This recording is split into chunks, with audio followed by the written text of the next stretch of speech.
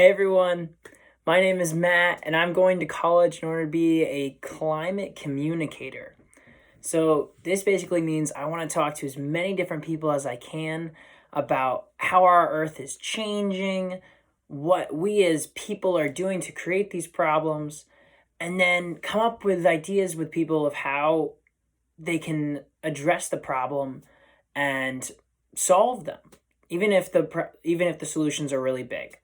So, see, I really want everyone to know about the environment around them, to love it, to care for it, and to think about it as much as they can as the earth is going through so many problems, no matter what job they're in.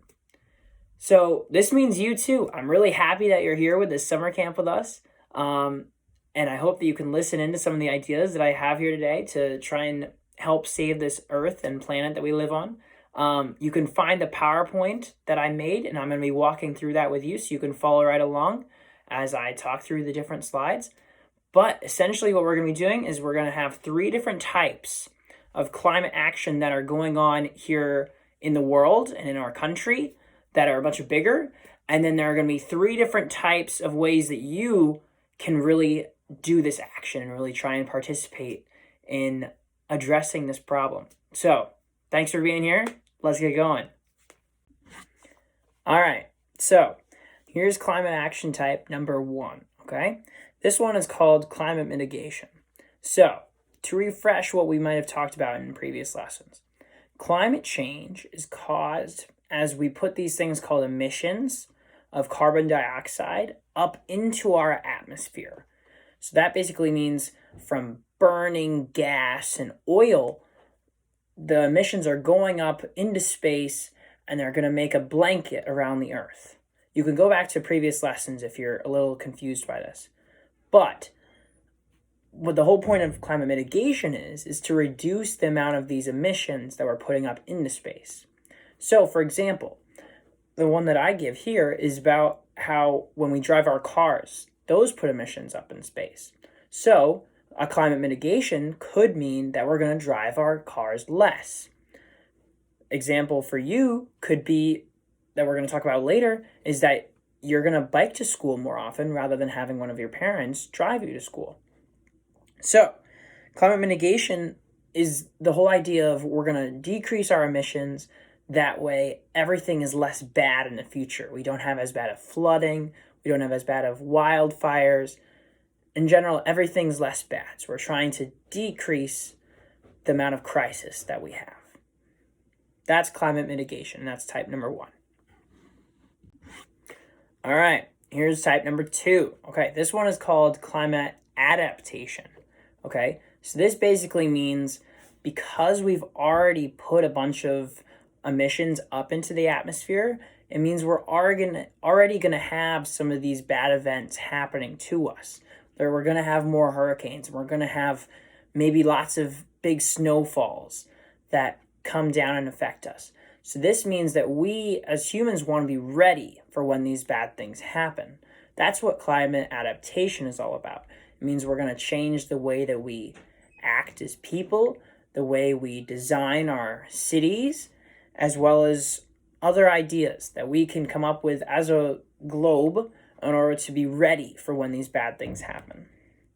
So, the example that I give is here in Iowa. Iowa might suffer from more flooding in the future. So this means that we can build up dams and walls along the rivers more. That way, our buildings aren't flooded every single year, which wouldn't be very good. All of our businesses would be destroyed. So, there's climate adaptation, which is type number 2. All right, here's our last one, number 3 of our types of climate action that we're doing here in our country and in the globe. This one might be a little more confusing. So if you don't fully understand it, that's okay. But we still want to try and talk about it just so that if you see the term in the future, you understand a little bit what other people are talking about. So this one is called geoengineering. This basically means, as I describe here, that we're going to try and change the way that Earth's climate works. You guys have been talking about climate quite a bit in the past few lessons of this week, as well as the past few weeks. So you sort of understand what climate's all about. So basically, geoengineering is trying to change that. That way we don't have as bad of climate change. Okay, so the example that we can have here is, imagine if we have really big mirrors up in space. Okay, when the sun shines some of that sunlight down towards Earth, if we had big mirrors in space, that sunlight would go back into space rather than coming in. These are all sort of crazy ideas that politicians might occasionally come up with, or some scientists. None have really been actually done yet, but they're sometimes talked about as some crazy ideas. So there's number 3, which is geoengineering. And we're now going to get into the 3 different ways that you can really make some action yourself, even if it's not some huge, big ideas like these ones. Okay? Let's get into it. All right. Number 1 of how you can make a difference for the environment, okay? These are actions that you can take. Number 1 is support what you believe in, okay? If you came to this summer camp, you obviously care about nature and you care about our Earth, and that's awesome. Now we need you to support the people that also believe that. Now, you might be a little young to be thinking about voting. Like, that's something that adults do, and that's sort of true. But it doesn't hurt to start thinking about it right now, especially because your parent or guardian might be voting themselves sometime in November or sometime soon. So, talking to your parents and guardians and other adults that you know about how they're voting and how that they're supporting environmental work nearby is really actually pretty cool. And it really allows you to see the action that's going on so much more. Okay? So I've attached quite a few different links down here at the bottom of the slide. If you want to click through those, you'll see lots of different plans that have been suggested within the US, as well as by like the mayor of your town. You might be able to find the mayor of your town on here. Who knows? Give it a try. And just really try and think about what they're proposing. And they're trying to think of ways that we can change how society works in order to have more environmentally friendly ways. Okay? So the whole idea here is you're trying to find people that support the environment as much as you do, and maybe they have a little more power because they are in the government and they want to make some policies. And by you supporting them, it shows that you believe in the environmental protection that they are also saying. So this is one way that we can really make big action happen. And I know you can't vote yet, but it's really great. And I hope you get excited and you can talk to other people about it right now. So that was number 1 of supporting what you believe in. All right. Here's action number 2 for what you can do. Okay. This is all about how you behave or how you live your life. Okay. So it's thinking about the decisions you make and how you can live in a more eco-friendly way, which means in a way that cares for the earth. So one idea that we're going to talk about here is what's called your carbon footprint. That basically means how much of these emissions that you're going to cause to go up into space because of how you live. So we want to decrease that for each of ours. One emerging way to do this is in using renewable energy. Okay, you might have heard about solar panels, and you might have seen some really big wind turbines around you. Those are renewable energy, and they're really great because they don't put as much emissions up into space, which is the whole idea. So you can talk to your parents about maybe getting an electric car, because these don't burn oil like your normal car might, and then they can use the energy that the wind turbine creates in order to go. So you might be able to convince your parents to buy one of those or to put some solar panels on the roof. But those might not always be possible. So we have a few other ideas that are much easier for you to do. For example, I mentioned it earlier, but maybe you can try and walk to school or bike to school rather than getting a ride with your parent every day. This is because, again, cars are going to use and create those emissions that go up into space versus walking. That's all just because of you, and you're just using your own energy, which is much better for you and for the environment. So you can try that. You can also recycle, which allows us to use the things again and again rather than continually create new stuff, which uses energy. And an interesting one that you might not have heard of is if we eat less beef.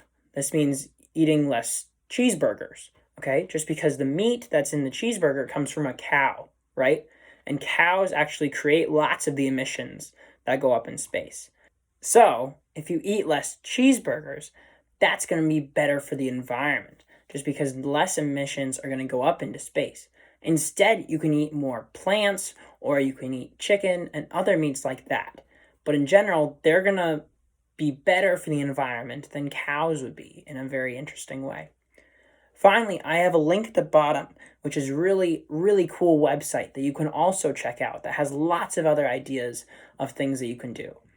But it's in general just thinking about the way that you live your life and thinking about how you impact the environment with every single thing you can do. That's what we're trying to talk about here.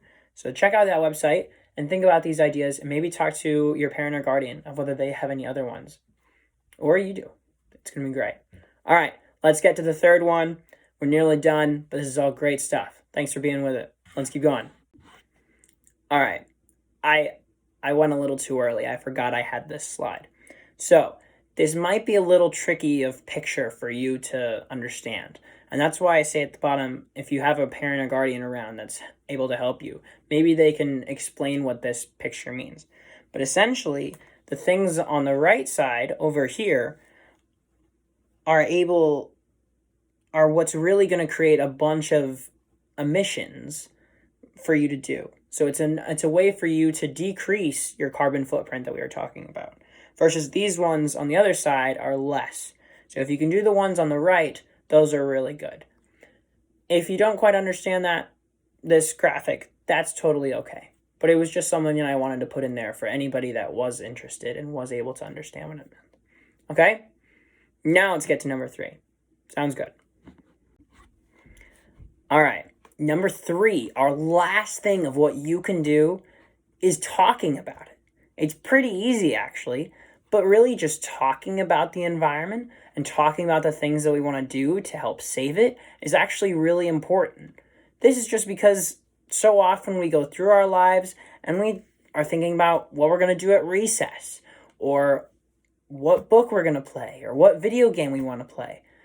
But at the same time, the environment is really important. So if we talk about it more, then we can get other people to change how they behave and how they show that they support the environment. So in order to talk about it more, I really try and think about all the different people that you can talk about it to. You can tell your family about it. You can ask your teacher to give a lesson about the environment more. If you really enjoyed this camp and you want to have them give a lesson too, you can ask them to see if they would be interested in doing that. Or you can just talk to all your friends about it, about how maybe you want to plant a tree, or you want to do all these other ideas that you can come up with. And that'll be really great, because then everyone else around you will also want to behave in an environmentally friendly way. So I have another link at the bottom of a video that you can share with your friends. Therefore, if they weren't able to make it to this camp, you can show them this video, and it will be a quick intro in order to talk about the things that you've learned, and then you guys can talk about it together. But in general, read other things too. Read books that you might be able to find about our environmental problems and ways you can try and help. Those are always great. You can also listen to a bunch of other people that are maybe a little older than you that, like me, are really interested in the environment and have really cool things to say about it. So you might have heard of Greta Thunberg. She's been doing some really cool climate action, as well as lots of other environmental organizations that I have listed here. There's one guy called Bill McKibben that is really cool. You can find him on social media, or you can just Google all of these names. And they talk about environmental and climate action a lot. So you can really learn a lot from them as well, and then you can talk to other people about them. So those are some just ideas of how you can talk about climate action more. When you put the 3 actions together, the ways that you show your support for the environment, the ways that you behave to be more friendly to the earth and decrease your carbon footprint, as well as the ways that you can just talk about climate action together, they really are able to help solve this problem, and we're going to try and make this a better earth. So that's all the lesson that I have for you guys today. I hope it wasn't confusing, that you guys were able to take something from it. Again, to recap, we talked about the 3 ways that climate action is broken down by action that our country takes and our globe takes. Those were climate mitigation, climate adaptation, and geoengineering. And then we talked about the 3 ways that you can really change your life to try and be more environmentally friendly. If you have any questions, you can reach out to our email and they'll let me know about your questions. I'd be happy to answer any of the questions that you have. But otherwise, I hope you can really try and be positive with some more solutions that you're able to do rather than just worrying about all the problems that we have. I know that they can be really big and scary sometimes, and it is a sad time that we have so many problems with us. But I really think that we as a country and as a world can change in order to be more protective of our home planet and make sure that we fix all these problems. So thanks again for turning into our lesson today. I hope you learned a lot, and go out there and be some great environmental kids and people. Thanks so much. Have a good day.